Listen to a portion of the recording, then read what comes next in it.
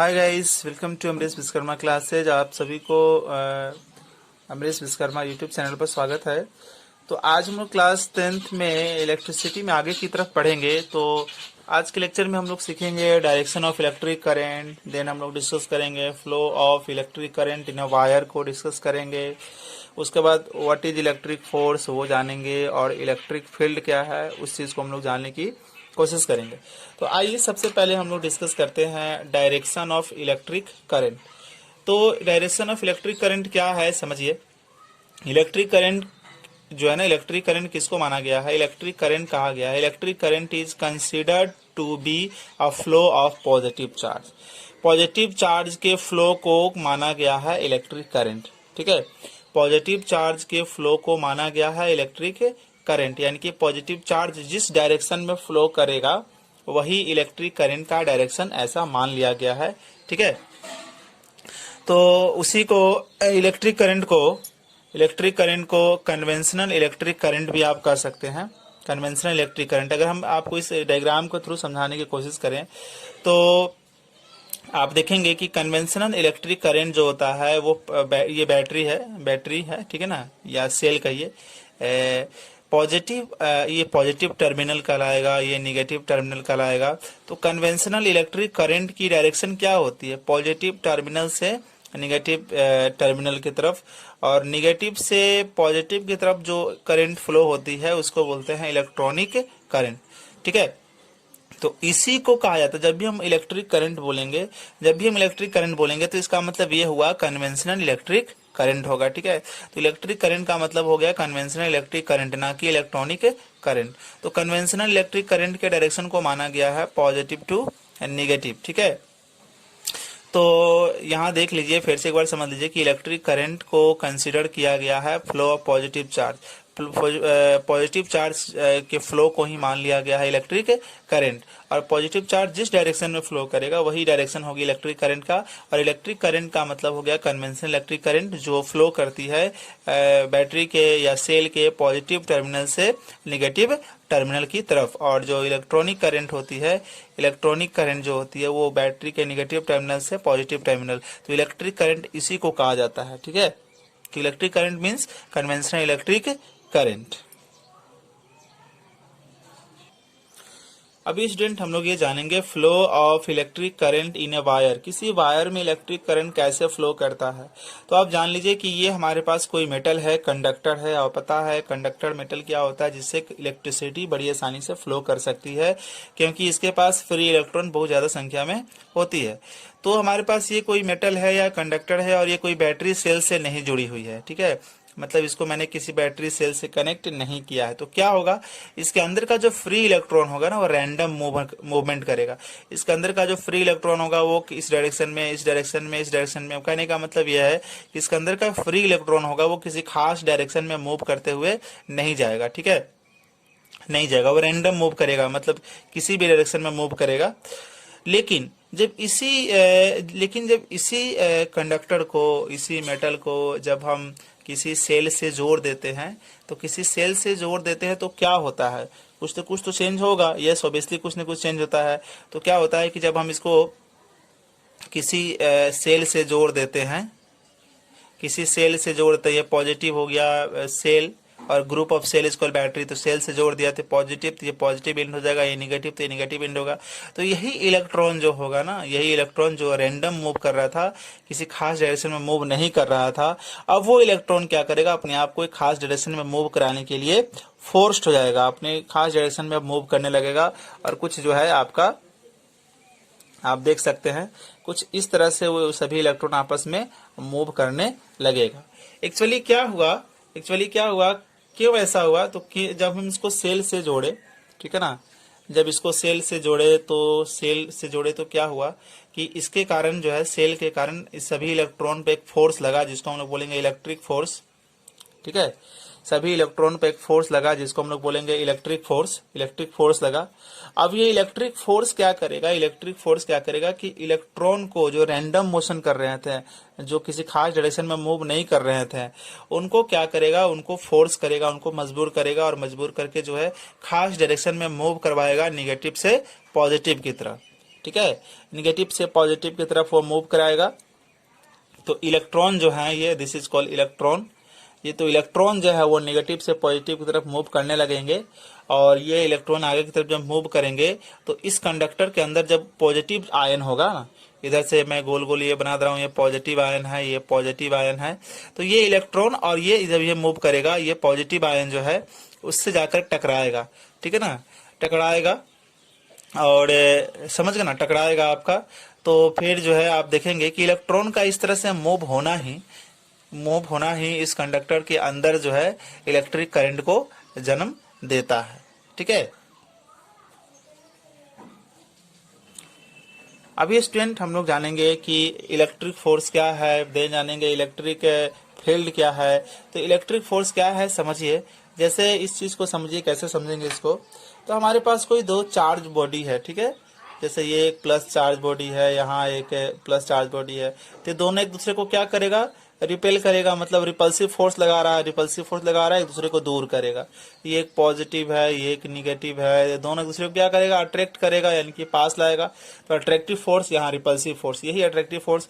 दो चार्ज वाली बॉडी के बीच में जो अट्रैक्टिव फोर्स लग रहा है या रिपल्सिव फोर्स लग रहा है उसी को बोलेंगे हम लोग electric force, denoted by F या एफ ई भी हम लोग लिखते हैं इलेक्ट्रिक फोर्स ऐसे। अब रही बात इलेक्ट्रिक फील्ड क्या होती है, इलेक्ट्रिक फील्ड को समझने की कोशिश कीजिए। What is electric field? तो इलेक्ट्रिक फील्ड समझिए, जैसे मान लीजिए कि यहाँ पर हमारे पास कोई चार्ज बॉडी है, इसके पास प्लस चार्ज है, ठीक है, ये प्लस चार्ज है। मैं यहाँ पर एक दूसरा चार्ज लाया जिसका मैंने क्यू नोट कहा, क्यू जीरो, समझ गए ना। तो ये मैंने निगेटिव ले लिया, चाहे पॉजिटिव ले लिया, ठीक है। इलेक्ट्रिक फील्ड क्या है समझिए, तो मैंने एक चार्ज लिया, चार्ज वाला बॉडी लिया जिसके पास चार्ज प्लस कैपिटल क्यू, एक दूसरा चार्ज वाला बॉडी लिया जिसके पास प्लस क्यू नॉट यानी कि क्यू जीरो है। तो जाहिर सी बात है दोनों के चार्ज जो है सेम है, तो दोनों क्या करेंगे, एक दूसरे पर रिपल्सन करेंगे। बट ये फोर्स जो है, अगर इस चार्ज को यहाँ लाएं या इस चार्ज को यहाँ लेकर आए, यहाँ लाए फिर यहाँ लेकर गए, तो ये इस पर फोर्स लगाएगा। तो इसका मतलब कि ये वाला जो चार्ज है ना, ये चार्ज जो है इस बॉडी को यहाँ भी लाएं, हम यहाँ भी लाएं और यहाँ लाएं, तो कहाँ तक ये अपना फोर्स लगाएगा इस चार्ज पर, यहाँ तक लगा पाएगा। तो इसका मतलब यहाँ तक उसका फील्ड हुआ। अगर यहाँ तक लगाता है तो यहाँ तक उसका फील्ड हुआ। अगर यहाँ तक ये इसको पर फोर्स लगाता है या अट्रैक्ट करता है या रिपेल करता है तो इसका फील्ड यहाँ तक हो जाएगा आपका।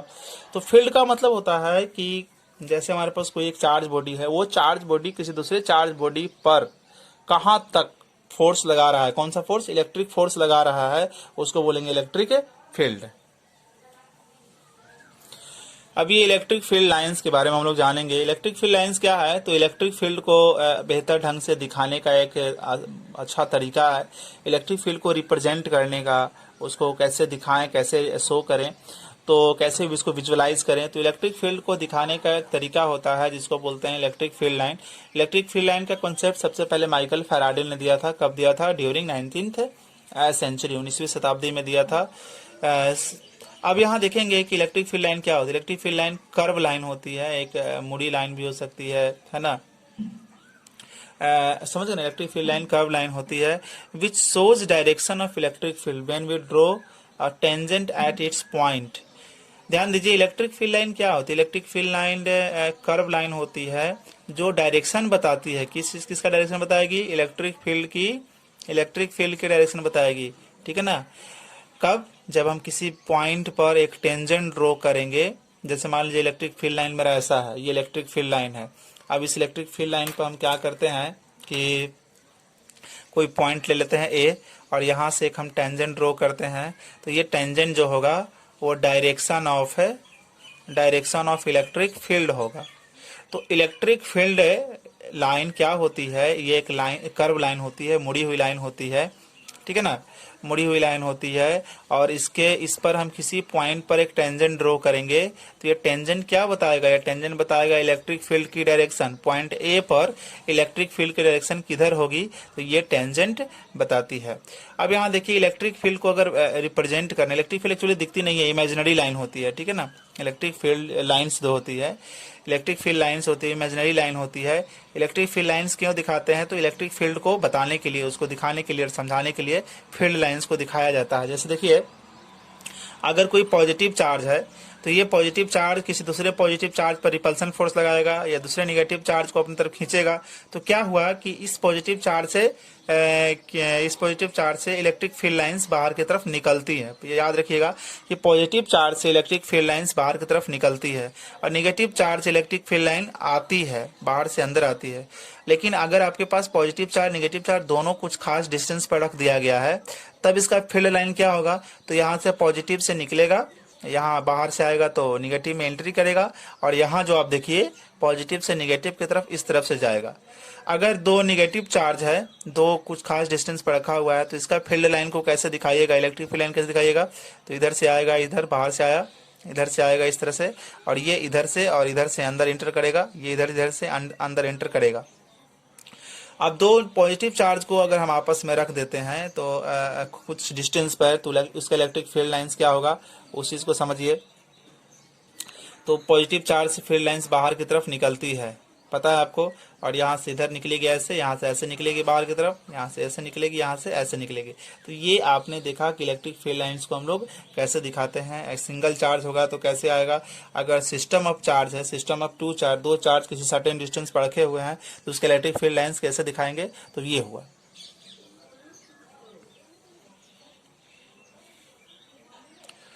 सो स्टूडेंट, अभी हम लोग देखेंगे properties of electric field line. Electric field line की प्रॉपर्टीज क्या होती है, तो आप देख सकते हो कि अगर पॉजिटिव चार्ज नेगेटिव चार्ज का एक सिस्टम बना दे, तो आप देख रहे हैं कि पॉजिटिव चार्ज से इलेक्ट्रिक फील्ड लाइन निकल रही है, नेगेटिव चार्ज में एंटर कर रही है। तो यहाँ लिखा हुआ है they start from positive charge end end और close at negative charge. Positive charge से स्टार्ट होती है इलेक्ट्रिक फील्ड लाइंस और नेगेटिव चार्ज पर जाकर एंड हो जाती है। इलेक्ट्रिक फील्ड लाइन क्या होती है, दे आर नॉर्मल या perpendicular to the surface of charge, यानी कि ये चार्ज है, चार्ज से सीधे 90 डिग्री पर वो ऊपर जाएगी। सिंगल चार्ज है तो सिंगल चार्ज है इस तरह से, और नेगेटिव चार्ज है तो 90 डिग्री पर सीधे आएगी। तो ये परपेंडिकुलर टू द चार्ज के सरफेस के परपेंडिकुलर होता है। इलेक्ट्रिक फील्ड लाइन जो होती है वो number of electric field lines equal to magnitude of charges. अब इस चीज को समझिए, कहने का मतलब है कि जितनी ज्यादा, यहाँ मान लीजिए कि ये एक प्लेस है, ये एक जगह है जहां पर फील्ड लाइन 1 2 3 4 5 मैंने बना दिया, और एक दूसरा प्लेस मैं यहाँ दिखा दे रहा हूँ, प्लेस भी, यहाँ पर फील्ड लाइन जो है ज्यादा है। अब आपसे पूछा जाएगा कि कहाँ पर इलेक्ट्रिक फील्ड स्ट्रॉन्गर है, कहाँ पर इलेक्ट्रिक फील्ड वीक है। तो यहाँ देखेंगे, यहाँ यह बता रहा है कि फील्ड लाइन जहाँ पर ज्यादा होगा वहां पर चार्ज ज्यादा होगा, ठीक है। तो यहाँ पर फील्ड लाइन कम है, यहाँ पर फील्ड लाइंस ज्यादा है, तो इसका मतलब यहाँ पर चार्ज भी ज्यादा होगा। यहाँ पर फील्ड लाइन कम है तो यहाँ पर चार्ज कम है, यानी कि नंबर ऑफ फील्ड लाइंस की संख्या जितनी होगी, फील्ड लाइन की संख्या डिपेंड करती है चार्ज के मैग्नीट्यूड पर। अगर फील्ड लाइन की संख्या कम है तो चार्ज की वैल्यू कम होगी, फील्ड लाइन की संख्या ज्यादा है तो चार्ज की वैल्यू ज्यादा होगी। इसके बाद देखिए, ये तो बात समझ में आ गई। अब ये है क्या कि जैसे इस डायग्राम को गौर से देखिए, इस डायग्राम में आप देखेंगे कि यहाँ पर field lines, electric field lines पास पास हैं और यहाँ पे इलेक्ट्रिक फील्ड लाइन दूर दूर हैं। तो जहाँ पे इलेक्ट्रिक फील्ड लाइन पास पास होंगे इसका मतलब वहाँ पर स्ट्रॉन्ग इलेक्ट्रिक फील्ड है, और जहाँ पे इलेक्ट्रिक फील्ड लाइन दूर दूर होंगे वहाँ पर वीक इलेक्ट्रिक फील्ड है। इलेक्ट्रिक फील्ड वहाँ पर क्या हो गया, वीक हो जाएगा, ठीक है।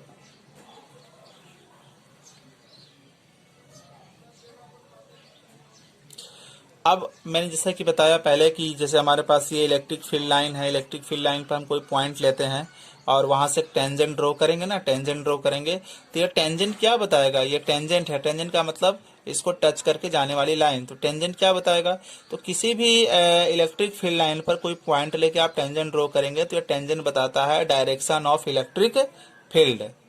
इलेक्ट्रिक फील्ड जो अगला और सबसे इम्पोर्टेंट जो आपका कॉन्सेप्ट है वो ये है कि electric field lines never intersect. Electric field line कभी भी एक दूसरे को नहीं काटते हैं। क्यों भैया, अगर इलेक्ट्रिक फील्ड लाइन जैसे एक इलेक्ट्रिक फील्ड लाइन ये है और ये एक इलेक्ट्रिक ये है, ठीक है। जैसे फिर से इसको देखिए, यहाँ मैं समझा रहा हूँ इलेक्ट्रिक फील्ड लाइन, ठीक है ना। मान लिया जाए कि दो इलेक्ट्रिक फील्ड लाइन एक दूसरे को काटा, ठीक है, मान लिया जाए, तो यहाँ पर वो काटा, तो यहाँ से एक टेंजेंट ऐसे ड्रॉ कर दीजिए, यहाँ से एक टेंजेंट ऐसे ड्रॉ कर दीजिए।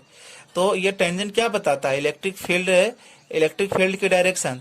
तो भाई देखो, एक ही पॉइंट है, एक पॉइंट पर जैसे ये एक आपका इलेक्ट्रिक फील्ड लाइंस है, ये एक आपका इलेक्ट्रिक फील्ड लाइंस है, दोनों एक दूसरे को नहीं काटते हैं, रूल ये है। तो हमने मान लिया कि काटते हैं, तो काटते हैं तो क्या होगा भाई, यहाँ पर काटा तो यहाँ पर हम दो टेंजेंट ड्रॉ करते हैं, एक इसके लिए और एक इसके लिए। तो ये टेंजेंट क्या बताएगा, ये टेंजेंट बनाएगा इलेक्ट्रिक फील्ड की डायरेक्शन। तो देखो एक ही पॉइंट के दो डायरेक्शन, एक ही पॉइंट के दो इलेक्ट्रिक फील्ड के डायरेक्शन हो गए, जो कि पॉसिबल नहीं हो गया। एक पॉइंट पर इलेक्ट्रिक फील्ड की डायरेक्शन एक होगी, तो एक पॉइंट पर इलेक्ट्रिक फील्ड जो है उसकी दो डायरेक्शन होगी, जो कि पॉसिबल नहीं होगी। इसीलिए कहा जाता है कि इलेक्ट्रिक फील्ड लाइन जो होते हैं एक दूसरे को कभी काटते नहीं है। सो गाइज, आज की वीडियो में इतना ही। अगले वीडियो में हम इलेक्ट्रिक फील्ड इंटेंसिटी कैसे निकालते हैं वो जानेंगे, उसका फार्मूला जानेंगे, फिर इससे रिलेटेड हम लोग न्यूमेरिकल करेंगे। सो होप सारी चीज़ें समझ में आ रही होगी। तो please don't forget to like, subscribe and share if you feel it important, if you feel it informative. So thank you for watching and thank you for your support, and keep supporting us. Thank you.